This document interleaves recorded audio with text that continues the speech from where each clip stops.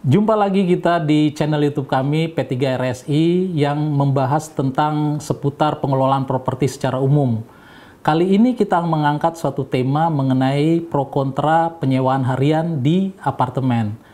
Nah, kita ketahui bersama bahwa penyewaan apartemen itu memiliki dua tujuan, yaitu ingin ditinggali atau sebagai investasi yang dapat disewakan.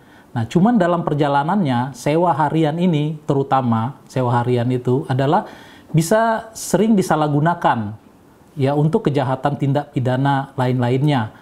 Nah, beberapa apartemen, salah satunya adalah Gading Nias Residences, ini menerapkan larangan sewa harian. Tentunya ini mengundang pro dan kontra, terutama dari segi aspek investasi dan kenyamanan. Nah, bagaimana kita melihat hal itu? Nah, dua narasumber yang kita hadirkan saat ini adalah, ada dua narasumber yang kita hadirkan, yaitu Bapak Edison Manurung sebagai Ketua P3SRS di Gading Nias dan Bapak Alam sebagai RW Gading Nias. Nah, ini kita akan berbincang-bincang sama beliau. Mungkin kita langsung Pak ya, karena ini temanya menarik nih Pak. Ini antara investasi dan kenyamanan. Dan semua kan orang Pak, kalau kita lihat bahwa orang membeli properti itu, terutama apartemen sekarang ini kan banyak yang ini Pak. Selain untuk ditinggali kan pingin investasi, dan itu tidak dilarang. Memang ketika developer menjual apartemennya, mereka itu sudah menawarkan dari awal untuk investasi. Nah, harusnya ini kan bisa dijembatani, Pak. Nah, kita tahu dulu, Pak, gimana sekarang keadaan situasi hunian di apartemen Bapak nih, yang Bapak pimpin. Oke, baik. Terima kasih, Pak. Seperti tadi udah Bapak sampaikan bahwa apartemen itu banyak yang diminati orang sebagai investasi. Betul, Pak. Jadi memang itu betul. Ya. Khususnya apartemen menengah ke bawah. Nah, dalam hal ini investor itu selalu untuk menyewakan unit tersebut yang dibeli itu. Iya dong. Makanya di setiap apartemen itu selalu bermunculan semacam agen-agen properti. Iya, gitu ya, Pak. Properti. Agen properti sebenarnya sih sangat membantu untuk tingkat hunian yang ada di apartemen itu ya? Tersebut. Iya. Nah, seperti itu. Jadi implikasinya kalau tingkat huniannya tinggi, IPL-nya juga bisa ini ya Pak ya? Iya. Tinggi juga ya Pak ya? Potensinya terpenuhi ya. Iya, terpenuhi. Nah, itu. Jadi makanya selalu properti itu, saya sebagai ketua PPRS selalu mengatakan bahwa agen properti sangat kita butuhkan. Betul. Di lingkungan kita untuk membantu kita supaya target IPL-nya itu bisa tercapai. Iya, artinya itu. Para investor ini bisa membayar lancar IPL ya Pak ya? Betul. Iya, bukan begitu Pak Alam? Iya. Pak Alam ini investor apa penghuni juga Pak? Ini investor juga. Investor juga. Kalau boleh tahu ada berapa puluh unit Pak? Pak Alam? Enggak, saya hanya penghuni di Gading Nias Residence. Oh, iya. Kebetulan pada kesempatan ini saya mewakili RW 027. Oh, RW 027 di sana ya, Pak ya? Di Gading Nias Residence. Iya. Ya, jadi menarik sekali sih pembicaraan tadi mengenai sewa menyewa ya. Iya. Karena jujur aja di Gading Nias tuh sewa menyewa harian ini sudah semakin marak. Mengkhawatirkan lah ya kalau tidak diatur dengan tegas. Betul. Oleh P3SRS. Intinya kami dari RW dan warga setuju. Iya. Sangat setuju aturan yang sudah dibuat oleh P3SRS terkait melarang sewa harian. Iya. Memang ada apa sih Pak dampaknya gitu? Sewa harian gitu Pak. Kan itu istilahnya yang penting disewa gitu Pak. Yang penting itu di situ kalau orang masuk di situ disewa banyak ini, terutama mereka kan butuh makan, butuh apa, bisa menghidupi semua. Apa dampaknya Pak? Apa sebetulnya keberatan warga? Mungkin Pak Pak Manurung dulu nih ininya. Iya. Baik Pak. Jadi sebenarnya sih sewa harian kita tidak bisa menutup mata terhadap keberadaan sewa harian yang ada di apartemen. Iya. Itu menguntungkan sebetulnya Pak ya, kalau dari segi ekonomis. Ekonomis Pak. Dari segi properti sebenarnya itu bisa menghidupi kebutuhan mereka. Iya. Dan tingkat huninya juga seperti yang tadi saya udah bilang itu bisa tercapai. Iya. Namun dampaknya cukup signifikan terhadap lingkungan. Oh iya. Seperti yang selama ini terjadi kan, banyak yang sewa harian itu menyalahgunakan. Artinya jadi sarang kegiatan yang ilegal. Iya. Contohnya narkoba. Yang sudah termasuk prostitusi, perdagangan manusia, bahkan Pak. Yang anak-anak yang di bawah umur juga sering keluar masuk ke apartemen itu. Iya. Itu sudah terbukti dan sudah sampai ke ranah berwajib. Oh iya. Justru yang dan sudah ada beberapa kali dalam pemberitaan ya Pak ya, ditunya ya Pak ya. Makanya saya bilang itu kita tidak bisa menghindari untuk tidak melihat seperti itu. Iya. Makanya kita sebagai sebagai pengurus P3 SRS membuat suatu kebijakan dalam rapat kita putuskan bahwa sewa harian itu tidak diperbolehkan. Iya. Nah, seperti itu. Iya. Jadi mungkin saya tambahkan lagi. Iya. Waktu kita rapat umum. Iya. P3 Perhimpunan Penghuni, di situ juga sudah ditanyakan oleh agen properti. Iya.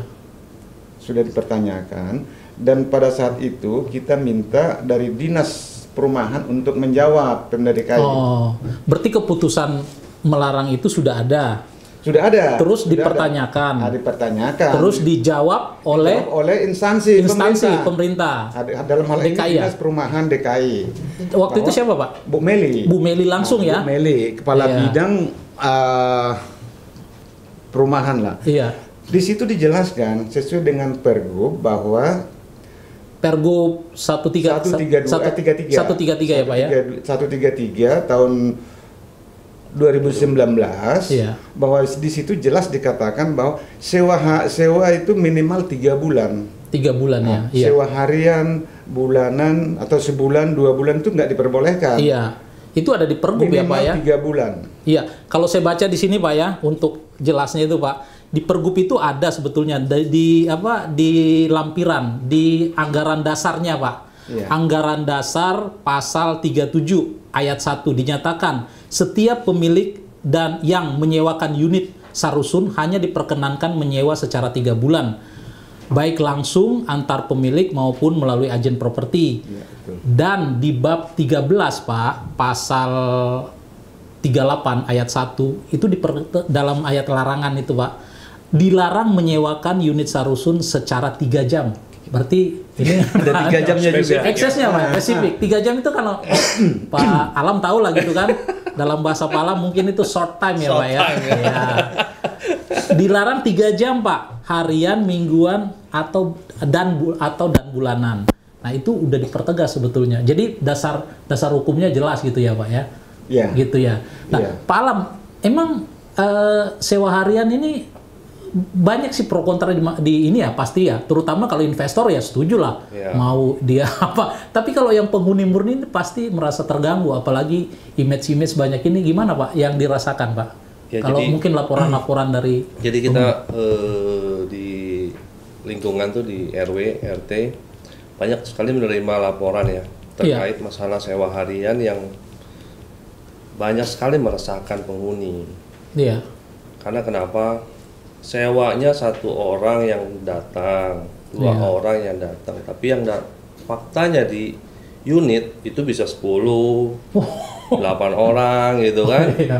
Nah, dengan jumlah banyak itu otomatis lingkungan yang ada di sekitar situ mereka terganggu. Oh iya. Dan sudah banyak kita lakukan aksi peneguran bahkan sampai dengan pengusiran. Oh iya. Gitu. Karena kenapa? Kita acuannya tetap pada Pergub dan keputusan P3 SRS. Iya. Itu kita jalanin bersama dengan pihak keamanan yang ada di Gading Nias. Betul. Kita koordinasi. Benar tidak ini sewa harian? Karena banyak motif. Apa aja Pak? Motifnya penyalahgunaan itu? Ya, jadi awalnya dia bilang sewa bulanan. Oh iya. Tapi faktanya bahwa mereka adalah harian. Harian. Dan lebih mengerikan lagi ABG yang tinggal yang menyewa. Oh. ABG mereka butuh hiburan segala macam, mabok-mabokan ya. Iya. Harian itulah. Iya. Dan kebanyakan memang eksesnya kurang bagus ya Pak ya, karena banyak disalahgunakan ya Pak ya ininya ya. Betul, banyak disalahgunakan. Jadi kita ambil tindakan tegas apabila ada bukti miras. Iya. Pasangan muda-mudi, kita ambil tindakan tegas sesuai dengan keputusan P3 SRS. Betul Pak, Dini. Terus gimana Pak? Jadi kan melihat itu narasumber itu kan melihat ini Pak. Kalau Bapak sebagai Ketua PPRS gimana melihat ininya Pak? Masalah ini memang harus di-cut itu atau gimana Pak? Iya, jadi sebelum kita ngambil keputusan, kita kan mensosialisasikan dulu. Iya. Terhadap semua agen-agen properti yang ada di Gading Nias. Oh ya, aturannya ya Pak ya. Kita panggil dulu mereka. Iya.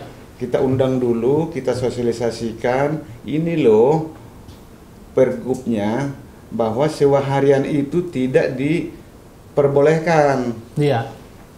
Nah, tidak diperbolehkan. Nah, untuk itu kita minta, kita sebagai pengurus P3 SRS meminta ke mereka supaya tidak menyewakan harian itu. Iya. Saya sampai jelaskan mereka, karena mereka punya asumsi bahwa tidak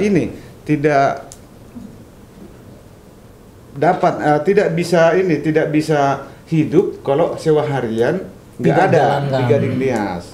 Saya bilang jangan-jangan karena ada sewa harian sehingga indesnya jelek. Udah kita tahu sendiri kan sewa harian itu seperti yang terjadi selama ini, saya bilang, sehingga untuk sewa tahunan itu jadi tidak berkurang.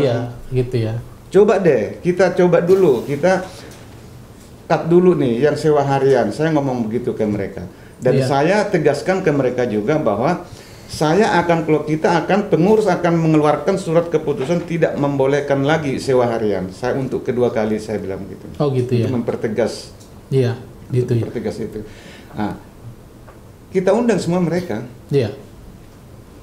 Terus apa langkah-langkahnya Pak? Ini kan udah keputusan ada, tapi pasti ada nggak? Masih ada istilahnya dalam arti kata yang masih... Jadi gini Pak, sebenarnya kan ya namanya manusia kan yang sudah terbiasa selama ini kan udah menikmati sewa harian.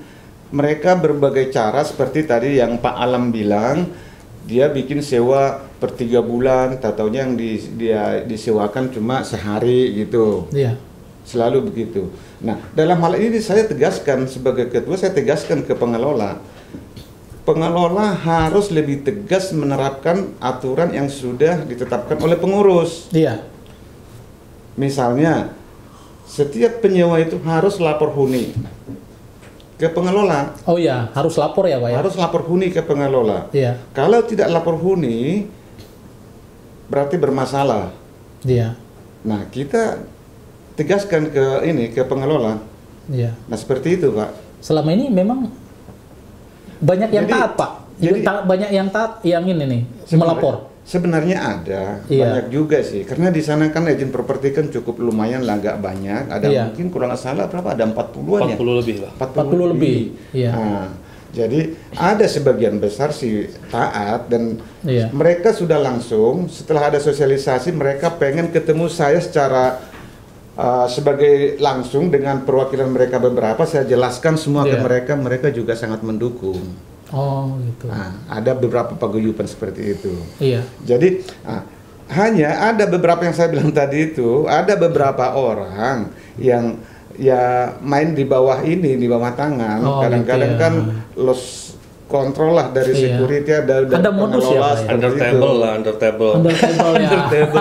Nah, itu yang saya udah bilang nih, kita harus tindak tegas sebagai contoh. Harus ada satu dulu contoh yang bisa kita tangkap yang seperti itu supaya nanti punya efek jerah terhadap yang lain. Sudah ada ya Pak? Belum, sampai sekarang ini masih dalam tahap pemantauan. Oh gitu. Nah, seperti itu Pak.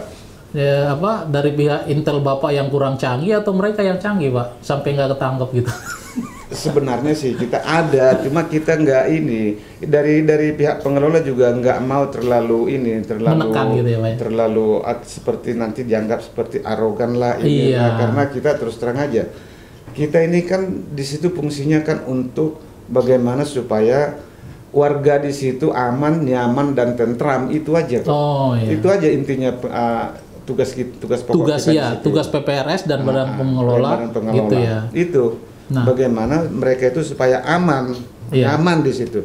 Dan pada umumnya seperti tadi Pak Alam bilang, warga di sana yang warga pemilik yang penghuni di situ, yang menghuni unitnya setuju dengan keputusan kita. Yang pemilik dan penghuni ya Pak ya? Pemilik penghuni gitu setuju dengan keputusan kita, mereka mendukung. Iya kan Pak Alamnya sebagai RW ini Pak Alam mungkin. Nah Pak Alam sebagai RW ya Pak ya? Iya. Tentunya banyak keluhan-keluhan. Mantan P3 SRS juga nih. Oh iya. Ketua bidang keamanan. Oh keamanan. Oh pas deh. Berarti tadi bilang ada under table, Pak. Nah, ini saya tertarik nih, Pak. Under table itu. Under table. Nah, mungkin bisa diceritakan, Pak, modus-modus apa gimana sih, Pak? Yang under table itu apa semua sewa? Jadi gini, Pak Erlan ya. Untuk under table sendiri kita juga belum menemukan bukti bahwa memang terjadi under table. Tapi tidak menutup kemungkinan itu ada. Artinya belum tangkap tangan lah. Itu ada. Kenapa? Karena aturan sudah dibuat, tapi realisasi di lapangannya masih tetap berjalan. Artinya apa? Tidak sinkron gitu kan, tidak sinkron. Kalau menurut saya aturan ini sudah bagus P3 SRS buat. Acuannya adalah Pergub. Nah, praktek di lapangannya itu harus kita bergandengan tangan semua untuk menertibkan ini, dan harus berani juga memberikan punishment yang benar-benar kita harus berikan punishment kepada pelaku usaha, yaitu agent properti apabila melanggar apa yang sudah menjadi keputusan. RT RW dukung untuk menertibkan sewa harian, karena banyak sisi negatifnya ketimbang sisi positifnya gitu kan. Itu pertimbangannya, dan warga semua mendukung. Kalau untuk under table itu kan kita susah juga karena nggak kerekam dan nggak ketangkap basah gitu kan. Tapi saya yakin ada, yakin ada. Kira-kira mungkin beberapa contoh modus gitu Pak, yang ya walaupun nggak tangkap, mungkin istilahnya prediksi Bapak ini kayak apa sih ininya? Kan kita biasa dengar tuh Pak bahwa mungkin dia disewakan resminya secara bulanan. Tapi mungkin diambil 3 bulan Pak ya. Betul. Tapi istilahnya diketeng lagi ya Pak ya? Diecer lagi kepada ini. Jadi yang sudah kita temukan ada beberapa agent properti. Mereka lapor ke badan pengelola. Ya, mereka lapor juga ke RT.